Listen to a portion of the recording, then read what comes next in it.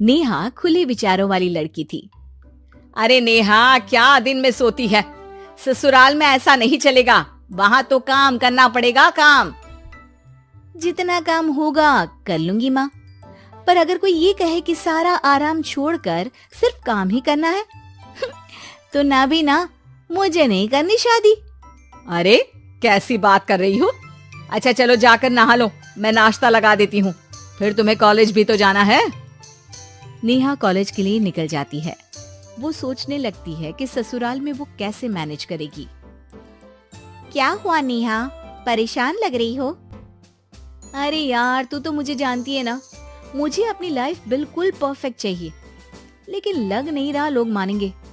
यार कहीं मेरी शादी ऐसे घर ना हो जाए जहाँ मेरी जिंदगी ही नरक हो जाए। अरे मैंने ना कल एक इंग्लिश फिल्म देखी थी, उसमें भी कुछ ऐसी ही समस्या थी हीरोइन की। अच्छा, तो फिर क्या किया उसने? उसने तो अपने होने वाले पति से साफ साफ कह दिया कि वो पहले उसके घर कुछ दिन तक बिना शादी के रह कर देखेगी, और अगर ठीक लगा तो ठीक, वरना तेरे मेरे रास्ते अलग। अरे हाँ यार, ये तो बिल्कुल सही आइडिया दे रही है तू मुझे। चल मैं तो चली, थैंक्स यार, तूने मेरी प्रॉब्लम सॉल्व कर दी। ये बोलकर नेहा खुशी खुशी वहां से निकल जाती है, लेकिन पीछे से उसकी सहेली कहती है, अरे नेहा, नहीं नहीं, कुछ नहीं सुनना मुझे।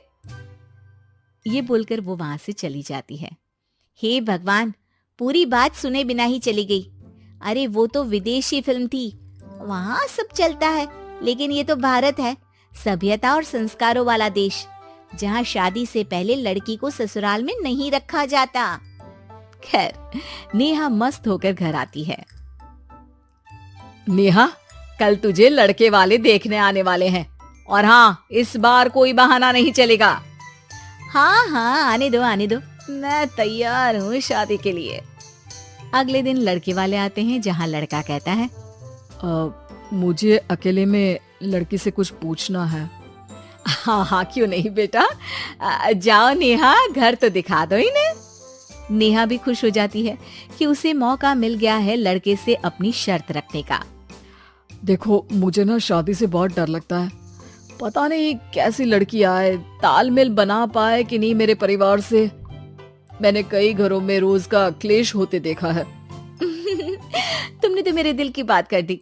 मैं भी यही सोच रही थी कि भाई सास तो अच्छी होनी चाहिए, पति सपोर्ट करे ना करे, रहना तो पूरे दिन सास के साथ है, लेकिन मेरे पास ना इसके लिए एक बहुत अच्छा आइडिया है।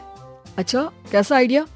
क्यों ना शादी के पहले मैं कुछ दिनों तक तुम्हारे घर आकर रह लूं, तुम लोग मुझे समझ लेना, मैं तुम लोगों को समझ लूंगी, ठीक लगा तो शादी, वरना टाटा बाय बाय। क्यों? लड़के को नेहा की बात में दम लगता है, वो घर के सभी लोगों के सामने नेहा की बात रखता है। अरे पागल हो गई है क्या, ये कैसी शर्त है? अरे शादी से पहले मैं क्यों तुझे किसी और के घर भेजूंगी रहने? अरे लड़की के ख्याल तो 20 साल आगे के हैं, इतनी भी खुले विचारों वाली लड़की नहीं चाहिए हमें। अरे माँ, क्या बुरा और गलत बोल रही है ये?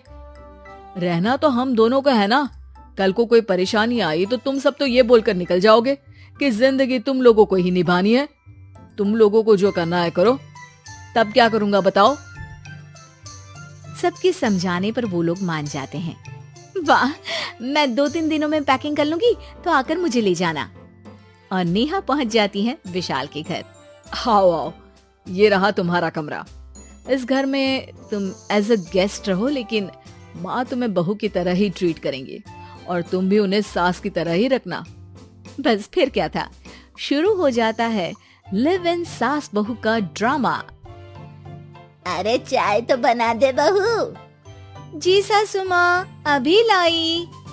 नेहा चाय लेकर आती है कि बस चाय लेकर आई हो, इसके साथ पकोड़े भी ले आती। लेकिन आपने तो बताया ही नहीं कि आपको चाय के साथ पकोड़े भी चाहिए। हाँ हाँ, अब तो पता चल गया ना। रात को खाना खाने के बाद नेहा किचन में खटर पटर कर रही होती है। क्या हो रहा है वहाँ नेहा? माँ जी, मैं ना रात को अदरक वाली चाय पीकर सोती हूँ, ये मेरी आदत है। अच्छा, तो जरा मेरे लिए भी बना देना। दोनों सास बहू रात को चाय पीती हैं। अगले दिन नेहा, मैं मंदिर जा रही हूँ, मेरी साड़ी निकाल कर बेड पर रख दे। नेहा सास के लिए साड़ी निकाल कर रख देती है। वो देखती है कि उसके आने के बाद से सास ने घर का कोई भी काम करना छोड़ दिया है। यार मैं क्या करूं? ऐसा ससुराल तो मुझे नहीं चाहिए था जिसमें मैं ही सारा काम करूं। मैं तो ऐसा घर चाहती हूँ जहाँ सास और बहू दोनों मिलकर किचन में काम करें। हे भगवान, रात को चाय पी ली, पेट में गैस बन गई, अब तो चला भी नहीं जा रहा है। मुझे तो ऐसी बहू चाहिए जो हेल्थ के प्रति कॉन्शियस हो, क्योंकि वो ठीक रहेगी तभी तो मैं ठीक रहूंगी। दोनों समझ जाती हैं कि वो लोग एक दूसरे के लिए नहीं बने हैं। अगले दिन नेहा, जरा चाय तो ले आना। नेहा चाय के साथ चिला भी बनाकर ले आती है। सास खा पीकर सो जाती है। अगली सुबह तेरी बुआ सास आ रही है, उसे मैंने तेरे बारे में बताया है। तभी वहाँ गंवार से एक महिला आ जाती है। चलो यहाँ से निकलो, कुछ नहीं है खाने के लिए, जाओ। ए नेहा, तमीज से बात करो, ये मेरी ननद यानी आशीष की बुआ है। हाय रे दैया, इतनी आकड़ वाली लड़की! अरे यही है ना जो शादी से पहले ही आकर बस गई है यहाँ पर। बस नहीं गई हूँ, बसना है या नहीं ये डिसाइड करने आई थी, लेकिन इन लोगों के रिश्तेदार इतने गंवार हैं तो मैं तो ना कर रही इस घर में शादी। अरे भाभी, अरे क्या कमी थी हमारे आशीष में जो आपने ऐसी लड़की की शर्तों को मान लिया?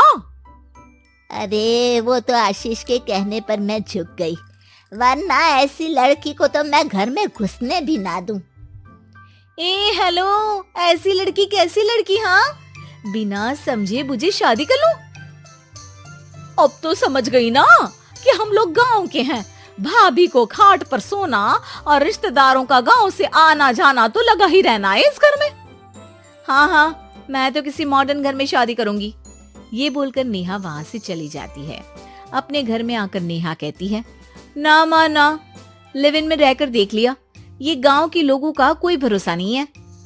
खैर, नेहा की शादी एक मॉडर्न घर में हो जाती है, जहां सास कहती है, हे नेहा, मैं टेनिस खेलने जा रही हूँ, आओ तो जूस बनाकर रखना और हाँ, वॉलनट्स और ओट्स भी बना लेना। जी माँ। माँ मॉम बोलो डार्लिंग, माँ इज ओल्ड फैशन। बेचारी नेहा सर पर हाथ रख लेती है। हे भगवान, ये सास तो सास ही होती है, गांव की हो या शहर की।